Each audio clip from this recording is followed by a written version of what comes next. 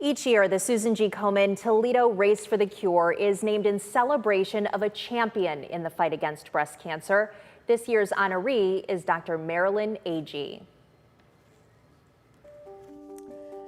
Hey, Jamie, can you get these sent over? I thought I was the healthiest person I knew. I was doing marathons, half marathons, triathlons, duathlons. I was really active. Marilyn Agee was doing everything right when she discovered a lump in her breast on Christmas Day in 2012. A doctor, she was active and getting her yearly mammograms. Thought I was really healthy, so it was quite a surprise. Christmas 2012, I just woke up, I kind of stretched, and I felt that something didn't feel right, and I felt my left breast, and I had a lump. It was about that big on the outside, and I thought it was nothing because it wasn't there yesterday, so it couldn't be anything. I didn't even tell my husband. An MRI revealed triple-negative breast cancer. It took a year to go through chemo, radiation, and a double mastectomy. It was very emotional. You just don't know what's going to happen, and I truly had no idea. Even though I had had many patients go through it, I truly had no idea what the experience was going to be like. So it was a journey. Everything was new to me because I hadn't personally experienced it, and quite more than I expected. Going through the journey herself brought Marilyn closer to her patients.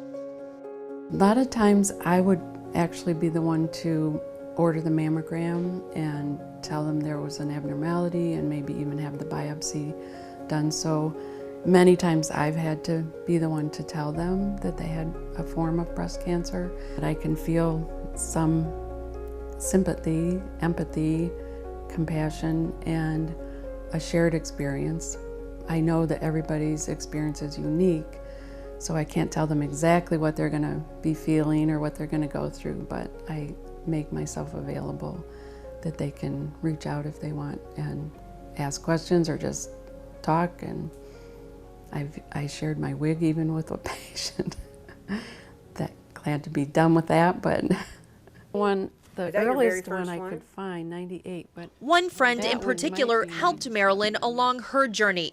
Jane Worth, a friend of 30 years, nominated Lindy, as she calls her, for this honor. I was telling her I always had somebody that I was thinking about or running for. I knew she wouldn't be happy when I nominated her because she does not like to be in the limelight. And I nominated her not because she had breast cancer, but because she has used so much of her career and her life to treat women with breast cancer and comfort them. I will tell you that on occasion, I went to chemotherapy with her and sat in the room.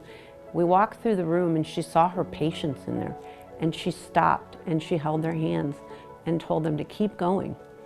She is a doctor that is there for every single one of her patients, particularly her women and her breast cancer patients. So it's because of her work as a physician and her heart. She's the one that takes care of everybody else. So it was time for us to take care of her. And we did. We rallied, and when she was done with treatment, we had a big party. We walked in the race together. We had breakfast, and we all celebrated. But all of our friends, all of our neighbors came together and rallied for Lindy. Oh yeah, that's the biggest thing. You're gonna get through this, whatever it takes, and we'll do it together, and you'll have plenty of support. But hope is the word. And Marilyn did get a mammogram a few weeks before she found the lump, and that mammogram did not detect her cancer. But she says in 90% of cases, mammograms do, so she really wants to stress getting those yearly checks, even though some organizations say every other year is fine, and also get caught up if you missed your mammogram due to the pandemic. And a quick note of thank you to her, because I know it was not easy for her to share her personal story. When that sympathy goes to empathy, right? We are just a few days away from both races for the cure this weekend. If you haven't registered just yet, there's still time. Findlay's race is all virtual. It's on Saturday. Toledo's is in person downtown on Sunday. Now, if you signed up for the race already, Packet pickup is today and tomorrow at Dave's Running Shop in Sylvania. And I will be there to meet with you and encourage survivors ahead of the race tomorrow evening. And remember, you can watch our WTOL 11 Race for the Cure coverage starting at 8:30 a.m. this Sunday, right here on WTOL. Plus, you can text the word CURE right now to 419-248-1100 right there. You will get a whole bunch of information like parking, schedule of events, and links that will be sent to you so that you can send your pictures to us that you take during the race.